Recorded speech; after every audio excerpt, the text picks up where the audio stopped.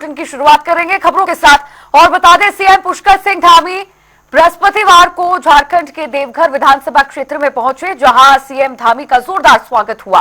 तो वहीं सीएम धामी ने चुनावी जनसभा को यहां पर संबोधित भी किया। बीजेपी प्रत्याशी के समर्थन में वोट की अपील की। जहां अपार वन संपदा है, खनिज संसाधनों और हमारे आदिवासी समाज के साहस, वीरता और स्वाभिमान के लिए ये धरती जानी जाती रही है। ये धरती इसी बात की पहचान रही है। जब देश के अंदर अभी मैं भाई हमारे विधायक देवघर वाले नारायण जी से कह रहा था कि जब देश के अंदर आजादी का आंदोलन प्रारंभ भी नहीं हुआ था, उस समय अंग्रेजों के खिलाफ अगर किसी ने आवाज उठाई थी तो हमारे आदिवासी भाइयों ने उठाई थी, भाइयों बहनों। लेकिन देश की आजादी के लंबे कालखंड के बाद भी किसी भी राजनीतिक दल की सरकार ने इस समाज की सुध नहीं ली। भाइयों बहनों, झारखंड, छत्तीसगढ़ और उत्तराखंड तीनों राज्यों का निर्माण से पहले इन राज्यों में जो विकास की स्थिति थी वो बहुत खराब थी, भाइयों बहनों। और इन तीनों राज्यों की, इन तीनों ही क्षेत्रों की परेशानी को किसी ने समझा, किसी ने महसूस किया और किसी ने सोचा कि आने वाले समय में ये नए राज्य के रूप में ये नए राज्य बनेंगे तो यहाँ का विकास होगा। ये समझने का काम किसी ने किया तो भारत रत्न हमारे पूर्व प्रधानमंत्री अटल बिहारी वाजपेयी ने किया। भाइयों बहनों, उस समय भाजपा के नेतृत्व वाली सरकार थी। इसी परंपरा को आगे बढ़ाते हुए हमारे प्रधानमंत्री आदरणीय मोदी जी ने आदिवासी समाज का मान, सम्मान और स्वाभिमान बढ़ाने की दिशा में निरंतरता से कार्य किया। और कांग्रेस के प्रदेश उपाध्यक्ष संगठन सूर्यकांत धस्माना ने जिला अधिकारी को ज्ञापन सौंपा, जिसमें राजधानी देहरादून में सड़कों के खस्ता हाल के साथ ही पिछले लंबे समय से चल रहे स्मार्ट सिटी के कार्यों में हुई धांधली की जांच की मांग उठाई गई है। तो वहीं इस दौरान मीडिया से बातचीत करते हुए सूर्यकांत धस्माना ने कहा, आज भी सड़क बदहाल पड़ी हुई है। स्मार्ट सिटी के नाम पर करोड़ों रुपयों का घोटाला हुआ है, जिसकी जांच होनी अति आवश्यक है। तो वहीं जिला अधिकारी ने कहा कि जितने भी बिंदु हमें प्राप्त हुए हैं उन पर जल्द कार्रवाई को अमल में लाया जाएगा। देहरादून कैसा स्मार्ट बना उसका एक अभियान चलाया। पूरे देहरादून की जनता को स्मार्ट सिटी दिखाने के लिए सबसे पहले हमने गड्ढों में सड़क और सड़क में गड्ढे, ये अभियान चला करके देहरादून के विभिन्न जो मुख्य मार्ग हैं, अभी मुख्य मार्गों की बात कर रहा हूँ, उनमें जाकर के हमने दिखाया। चाहे वो सहस्त्रधारा रोड हो, चाहे वो कैनाल रोड हो, चाहे वो राजपुर रोड में ओल्ड मसूरी रोड से लेकर के डाकपट्टी तक की सड़क हो, चाहे वो धर्मपुर विधानसभा की विभिन्न मार्ग जो भद्री चौक से लेकर के और दून विश्वविद्यालय की सड़क है, इसके अलावा हरिद्वार बाईपास की सड़क है, बंजारावाल की सड़कें हैं, कारगी की सड़कें हैं, इनका नजारा देहरादून की जनता को हमने फेसबुक लाइव के माध्यम से, चैनल्स के माध्यम से, आपके माध्यम से, प्रिंट मीडिया के माध्यम से दिखाया। और आज हम जिलाधिकारी को ये ज्ञापन देने आए हैं कि बहुत बड़ा घोटाला स्मार्ट सिटी के नाम पर हुआ है। सैकड़ों करोड़ रुपए का घोटाला हुआ है। कोई देहरादून स्मार्ट नहीं बना, न सड़कें स्मार्ट बनी, न सीवर सिस्टम स्मार्ट बना, न पीने के पानी का सिस्टम स्मार्ट हुआ, न बिजली का सिस्टम स्मार्ट हुआ, न ट्रैफिक स्मार्ट हुआ, न अस्पताल स्मार्ट हुए, न स्कूल स्मार्ट हुए, न कॉलेज स्मार्ट हुए। देहरादून में कोई स्मार्ट नहीं हुआ। पूरा देहरादून जिस हालत में था उससे भी बदतर हालत में देहरादून पहुंच गया, हजारों करोड़ रुपए खर्च करने के बाद। इसलिए हमने मांग करी है कि उच्च स्तरीय जांच स्मार्ट सिटी में जो हुआ है घोटाला उसकी कराई जाए। इसके अलावा देहरादून में जो टूटी हुई सड़कें हैं उनको तत्काल दुरुस्त किया जाए। जो सीवर का पूरे हाल खराब है, पूरे शहर के अंदर पीने के पानी की जो व्यवस्था खराब है, ट्रैफिक की जो व्यवस्था खराब है, उसको ठीक किया जाए। रिलेवेंट हमारे डिपार्टमेंट है शासन में, उनको ये सभी चीजें आज संदर्भित की जा रही हैं। तो वहां से जैसी डायरेक्शन प्राप्त होती है उसके अनुसार कार्रवाई करवाने के लिए एग्जीक्यूशन में लाया जाएगा। जो स्मार्ट सिटी का प्रबंधन है उनको वहां से डायरेक्शन चली। और चलिए रुकते हैं एक छोटे से ब्रेक के लिए, फौरन हाजिर होंगे।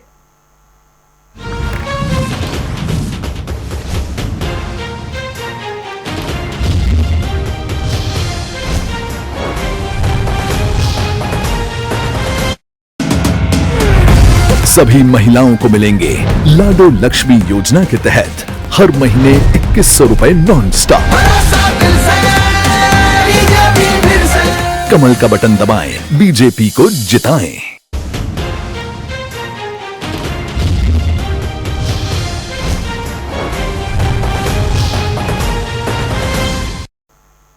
और ब्रेक के बाद एक बार फिर से आप सभी का स्वागत है। बुलेटिन में आगे बढ़ेंगे।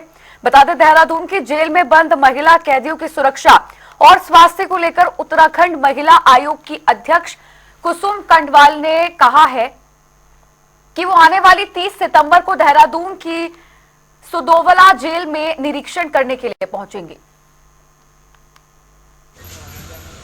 जो हम समय समय पर हम जेल में निरीक्षण भी करते हैं, जेल में महिला कैदियों के साथ हम 1-to-1 भी करते हैं, उनसे पूछते हैं उनका कैसे उनके व्यवस्था पूरी दिनचर्या होती है, इसी को लेके उनके स्वास्थ्य कैंप को लेके या उनका पोषण किस तरह आहार होता है, उस सब को लेके 30 तारीख को हम सुदोवाला जेल में एक कार्यशाला करने जा रहे हैं, जिसमें हमारे डॉक्टर्स जा रहे हैं और विभिन्न माध्यम लोग उसमें जा रहे हैं। तो ये भी कि हम आयोग अपनी तरफ से लगा रहता है कि किस तरह से महिलाओं की सुरक्षा, चाहे वो कैदी महिला हो चाहे वो आम वैसी महिला हो, तो सुरक्षा को लेके महिला हमेशा ही तैयार रहता है। और वहीं डीजीपी अभिनव कुमार कुमाऊं दौरे पर हल्द्वानी पहुंचे और जनता की समस्याओं के बीच एक जनसंवाद कार्यक्रम में उन्होंने हिस्सा लिया, जिसमें उन्होंने जिले में कानून व्यवस्था, महिला अपराध, नशे के बढ़ते मामलों समेत कई अन्य समस्याओं के बारे में विस्तार से बातचीत की। साथ ही जनता और पुलिस के बीच में तालमेल बनाए रखने और सामंजस्य कायम रखने के लिए लोगों से सुझाव लिए और शिकायतें भी सुनी।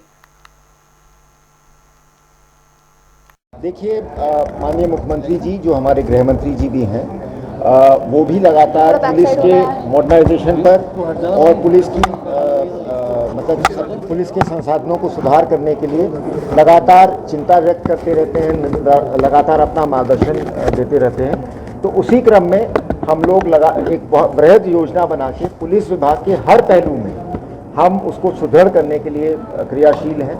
और जैसे अभी हाल फिलहाल में केंद्र सरकार ने 65 करोड़ रुपए दिए हैं उत्तराखंड पुलिस के भवनों को सुधारने के लिए।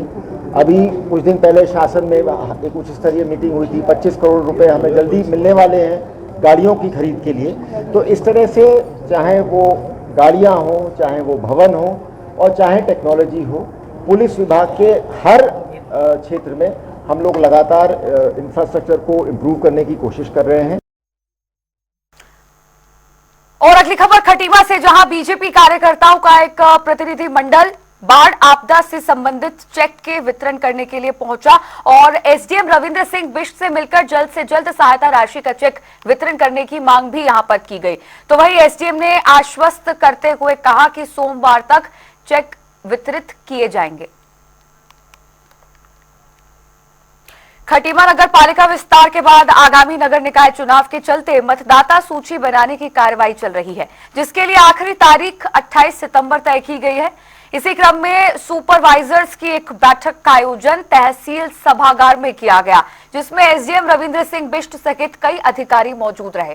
साथ ही बता दें कि बैठक में हर हाल में 28 सितंबर तक मतदाता सूची तैयार कर राज्य निर्वाचन आयोग को भेजे जाने की बात भी कही गई है।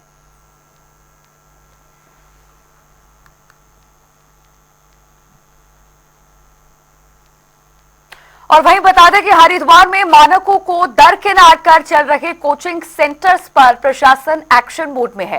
छात्रों की सुरक्षा के लिए बनाई गई केंद्र सरकार की गाइडलाइन को लागू करने के लिए राज्य सरकार ने एक कमेटी गठित की है। हरिद्वार रुड़की विकास प्राधिकरण में कई विभागों के अधिकारियों की कोचिंग सेंटर संचालकों के साथ मीटिंग हुई, जिसमें कोचिंग सेंटर में फायर सेफ्टी, जल निकासी, एंट्री और एग्जिट गेट समेत कई मानकों पर चर्चा हुई।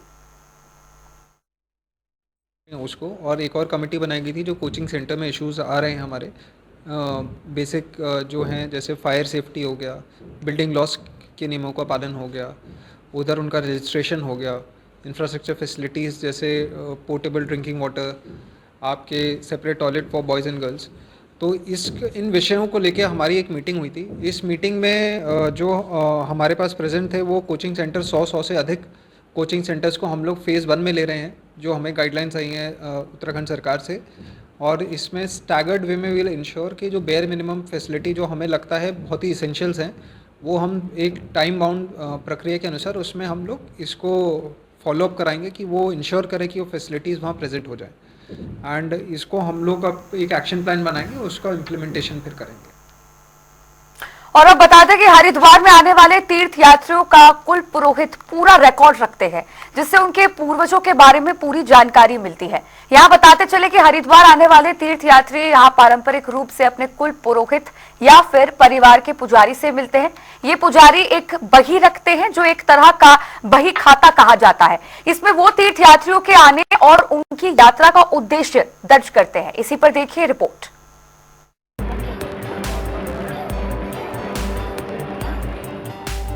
हरिद्वार आने वाले तीर्थयात्री यहाँ पारंपरिक रूप से अपने कुल पुरोहित या परिवार के पुजारी से मिलते हैं। ये पुजारी एक बही रखते हैं जो एक तरह का बही खाता है। इसमें वो तीर्थयात्रियों के आने और उनकी यात्रा का उद्देश्य दर्ज करते हैं। देखिए, सामाजिक रूप से, धार्मिक रूप से इसका अति प्राचीन महत्व है। इसके बिना पहले तो कोई यात्रा ही पूरी नहीं मानी जाती जब तक वो अपने कुल पुरोहित के बही में नाम दर्ज ना कराए। तब तक क्या पता कि वो कौन है, क्योंकि पुरोहित की पहचान हमारे रिकॉर्ड से ही है। ब्राह्मण तो हरिद्वार में मान लिया जाए 2,500 हैं, सब ब्राह्मण हैं। किसी से भी आप पूजा करा सकते हैं, किसी को भी नमन कर सकते हैं, किसी का भी सम्मान कर सकते हैं, किंतु आपके बुजुर्ग कहाँ आए, आपका इतिहास कहाँ है, ये सिर्फ और सिर्फ आपका कुल पुरोहित ही बता सकता है। कुल पुरोहितों के इन बही खातों में तीर्थयात्रियों के पूर्वजों के नाम लिखे होते हैं जो यहाँ अक्सर पूजा पाठ या दर्शन करने आते हैं। बही जितने भी ये बहियात हैं, ये तीर्थ पुरोहित और तीर्थ यात्री के बीच की एक कड़ी है, वो ये बही है। इसी बही के द्वारा ही तीर्थ और तीर्थ यात्री का, तीर्थ पुरोहित का संबंध पता चलता है कि कौन किसका तीर्थ पुरोहित है और कौन किसका यजमान है। ये परंपरा तो सब भगवान राम के समय से ही चलती आ रही। 16वीं शताब्दी से कागज का इतिहास है, जब से ही हमारे पास रिकॉर्ड है, और इस रिकॉर्ड प्रणाली के अनुसार ही यह सब कुछ है, परंपरा चलती है। तीर्थ में आने के बाद तीर्थयात्री सबसे पहले अपने पुरोहित को इसीलिए ढूंढता है क्योंकि तीर्थ में तीर्थ पुरोहित के अलावा उसका यहाँ पर कोई भी अपना नहीं होता है। कुल पुरोहितों से मिली जानकारी हरिद्वार आने वाले तीर्थयात्रियों के लिए काफी उपयोगी होती है।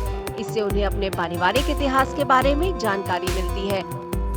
यही वजह है कि यहाँ अक्सर तीर्थयात्रियों का जमावड़ा लगा रहता है। हम जब यहाँ आते तो हमारे जो है पहले तो पुरोहित ढूंढते हैं हमारे, यानी हम बिहार से हैं तो अपने पुरोहित को ढूंढते हैं। ढूंढने के बाद हम पता चल जाता है कि हमारे बिहार से हैं। हमारी सारी डिटेल इनके पास होती है, हमारे पूर्वजों की, दादा परदादा, पूरा बैकअप होता है इनके पास, जिससे हमें अपनापन लगता है। फिर हम ये हमारे जो विधि व्यवहार है जैसे उस तरह से पूजा पाठ सारा संपन्न करा देते हैं, क्रियाक्रम जो भी है अच्छे से कराते हैं। ये कुल पुरोहित और उनके अभिलेख काफी अहमियत रखते हैं। वो इसके जरिए किसी भी शख्स के पूर्वजों का पता लगाने में मदद करते हैं, जिससे ये जानकारी आने वाली पीढ़ी को भी मिलती रहे। और चलिए रुकते हैं एक छोटे से ब्रेक के लिए, फौरन लौटेंगे।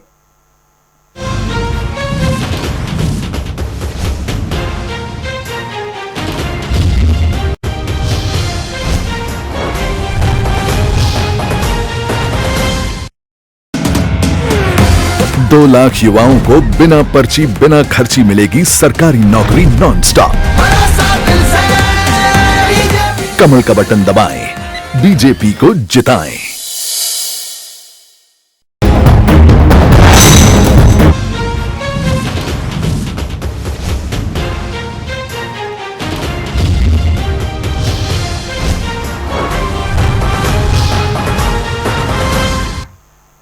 और ब्रेक के बाद एक बार फिर से स्वागत है। खबरों में आगे बढ़ेंगे। रुड़की में पुरानी पेंशन बहाली की मांग को लेकर कर्मचारियों ने आक्रोश मार्च रैली निकाली, जिसमें सभी विभागों के कर्मचारी मौजूद रहे। बता दें कि कर्मचारियों की ओर से अपनी मांगों को लेकर जॉइंट मजिस्ट्रेट को एक ज्ञापन भी सौंपा गया और जॉइंट मजिस्ट्रेट का घेराव भी किया गया। हमारा ओपीएस मेन मुद्दा है और सरकार से हमारा, सरकार कोई भी हो, हमारा उससे कोई मतलब नहीं।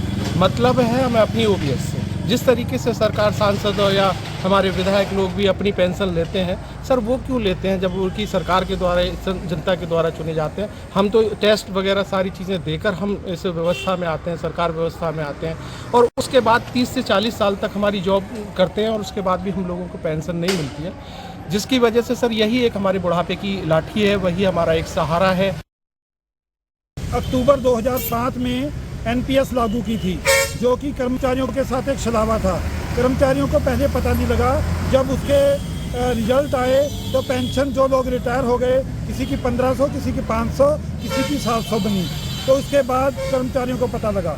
अब जब बहुत ज़्यादा लोग आक्रोश में आ गए कर्मचारी, तो एक रैली हुई अक्टूबर 2023 में। तो वहाँ पर 10 से 15 लाख लोग इकट्ठे हुए और वहाँ पर जो है इस भीड़ की वजह से सरकार की जो सीटें हैं, लोकसभा की सीटें हैं, उसमें अंतर पड़ा। तो इसलिए फिर सरकार ने एनपीएस हटाकर यूपीएस लेके आई। यूपीएस लागू करते हुए किसी कर्मचारी को बीच में रखा नहीं गया, किसी का कोई सुझाव स्वीकार नहीं किया गया। तो यूपीएस भी उसी तरह एक छलावा है जिस तरह एनपीएस था। हम ये चाहते हैं कि हमारी जो गवर्नमेंट है पुरानी पेंशन को बहाल करे, क्योंकि बुढ़ापे की लाठी है पुरानी सी पेंशन। अब बूढ़े हो जाएंगे, गवर्नमेंट ने 60 साल हमारे ले लिए, फिर आगे जो बच्चे होंगे हमारे, वो कहाँ हमारा ख्याल रखेंगे। बच्चे तभी ख्याल रख पाएंगे अगर हमें बाद में पेंशन मिले, वरना तो हमें घर में बड़ी दिक्कतें होंगी, परेशानी होगी।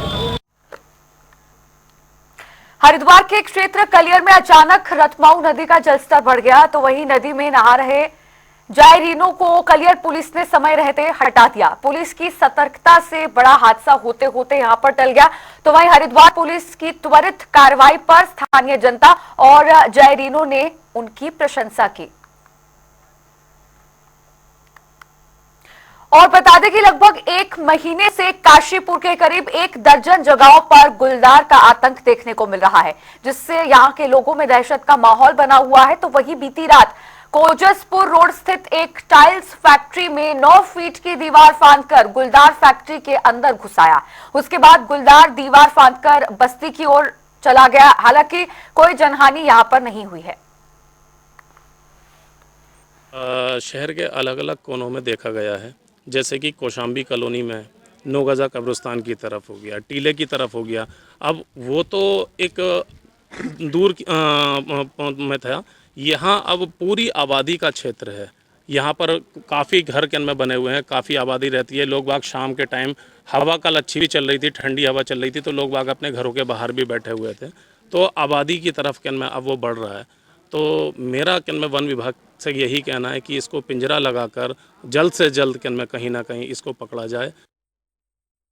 मैं उठा सोकर 3 बजे खन, तो मैंने काम चाय पानी बनाने के लिए उठा, तो मैं बोला लेबर उठाए काम करने को। फिर मैंने देखा जाता हुआ, फिर सारे बंदे उठाए मैंने, फिर वो देख के दीवार उलंघ के भाग गया था। कैमरे में देखा गया, भाई साहब देखा कैमरे में, रहा 1-2 घंटे। अच्छा, किसी पे हमला किया, दीवार उलंघ कर चला गया था। नैनीताल जिले का छोटी हल्द्वानी गांव टूरिस्ट प्लेस बन चुका है। बता दें कि उत्तर भारत की पहली आयरन फाउंड्री 1856 में नैनीताल जिले में काला ढूंगी के पास छोटी हल्द्वानी गांव में खोली गई थी। ये फाउंड्री अब पर्यटकों के लिए भी बहुत खास बन गई है। इस इलाके में काली चट्टानों की खोज के बाद अंग्रेजों ने इस फाउंड्री को बनवाया था। यहां से आयरन निकाला जाता था। आसपास के जंगलों की बर्बादी की वजह से इसे 1876 में बंद कर दिया गया था। इसी पर देखिए हमारी एक खास रिपोर्ट।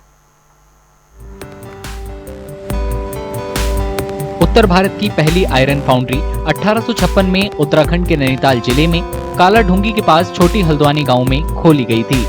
ये फाउंड्री अब पर्यटकों के लिए भी बहुत खास बन गई है। इस इलाके में काली चट्टानों की खोज के बाद अंग्रेजों ने इस फाउंड्री को बनवाया था। यहाँ से आयरन निकाला जाता था।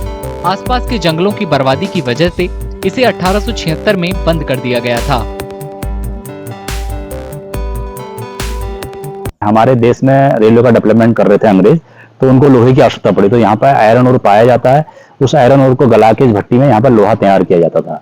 इस लोहे को ठंडा करने के लिए यहाँ पर अंग्रेजों ने बौर रिवर से बौर कैनाल बनाई। उस कैनाल का पानी लोहे को ठंडा करने के लिए उपयोग में लाया जाता था। और इस लोहे को गर्म करने के लिए लकड़ी की आवश्यकता पड़ी, तो यहाँ पर जंगल काफी कटने लग गए थे। तो जंगल को बचाने के लिए उसमें तत्कालीन जो हमारे यहाँ पर कुमाऊं कमिश्नर थे सर हेनरी रैमजे, उन्होंने देखा कि इसी प्रकार से अगर हम लोहा बनाते रहेंगे तो हमारे यहाँ का काला ढूंगी का जंगल खत्म हो जाएगा। तो उन्होंने 1876 में इसको बंद करा दिया था। जो काला ढूंगी जो नाम है ये समझ लीजिए काला ढूंग, यानी ढूंग को पत्थर कहते हैं, यानी काले पत्थरों से लोहा, कच्चा लोहा बनाने का काम उस समय किया जाता था ब्रिटिश काल में। और डेविड एंड कंपनी थी, 1858 में उसने आयरन फाउंड्री वहाँ स्थापित की। अगर आप वहाँ जाएंगे तो 4 वहाँ पे संरचनाएं भी मिलेंगी जहाँ पे गलाया जाता था पत्थरों को और उससे लोहा बनाया जाता था।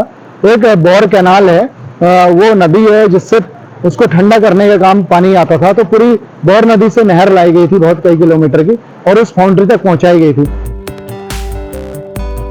विरासत बन चुकी इस फाउंड्री को देखने के लिए बहुत से लोग छोटी हल्द्वानी गांव में पहुंचते हैं। आज मैं अपनी फैमिली के साथ यहाँ पे आयरन फाउंड्री देखने आया था काला ढूंगी पे, तो काफी अच्छा लगा यहाँ पे देख के कि यहाँ पे लोहा कैसे बनता है। हमें सीखने को मिला कि कैसे यहाँ पे लोहा बनता है। और उससे पहले हमने सुनने में आया था, हमने पता करा तो उन्होंने कहा कि यहाँ पे पेड़ वेड़ कटते तो इस वजह से आयरन फाउंड्री बंद हो गई थी, तो इसलिए काफी नई चीज आज एक हमने देखी। उत्तर भारत की पहली आयरन फाउंड्री यहाँ पे है, जिसे देख के हमें काफी अच्छा लगा और हम चाहते भी हैं सरकार से कि इसमें कुछ काम वाम कराया जाए और इसे आगे बढ़ाया जाए। और ज्यादा पर्यटकों को आकर्षित करने के लिए उत्तराखंड पर्यटन विभाग इस इलाके का विकास के साथ साथ सौंदर्यीकरण भी कर रहा है।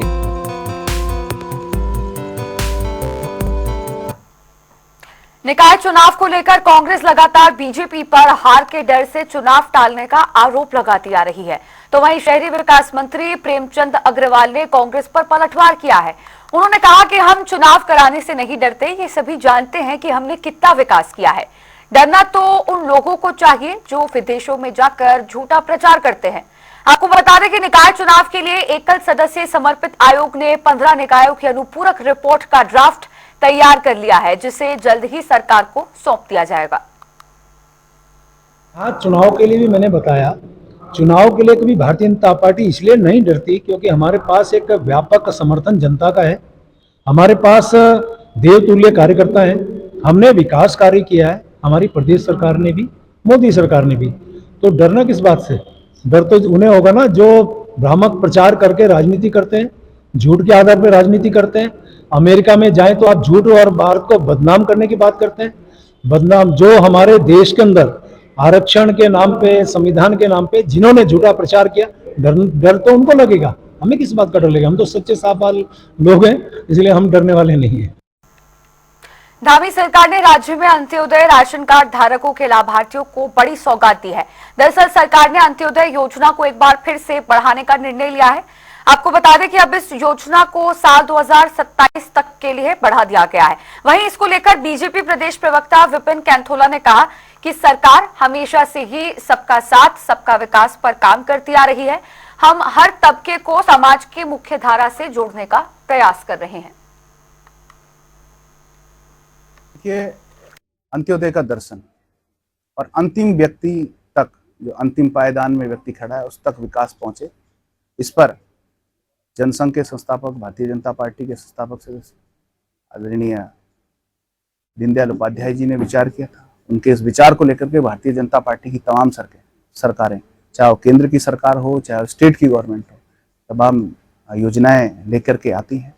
और जो अंत्योदय का जो विकास करना है उस पर हम काम कर रहे हैं, चाहे दीनदयाल उपाध्याय विद्युतीकरण हो या दीनदयाल उपाध्याय जी के नाम पर अच्छे पार्क बनाने हो या दीनदयाल जी उपाध्याय जी के नाम पर अब जिस प्रकार से सरकार ने 3 सिलेंडर वाली योजना चलाई है, निश्चित रूप से ये गरीबों के लिए, अंत्योदय के लिए, जो अंतिम व्यक्ति पायदान में खड़ा है व्यक्ति, उस परिवार के लिए महत्वपूर्ण योजना ये होगी। इससे उन परिवारों को लाभ मिलेगा और हम उनको मुख्य धारा में ला सके, मुख्य धारा के साथ समाज के साथ उसको उनको जोड़ करके उनका योगदान ले सके।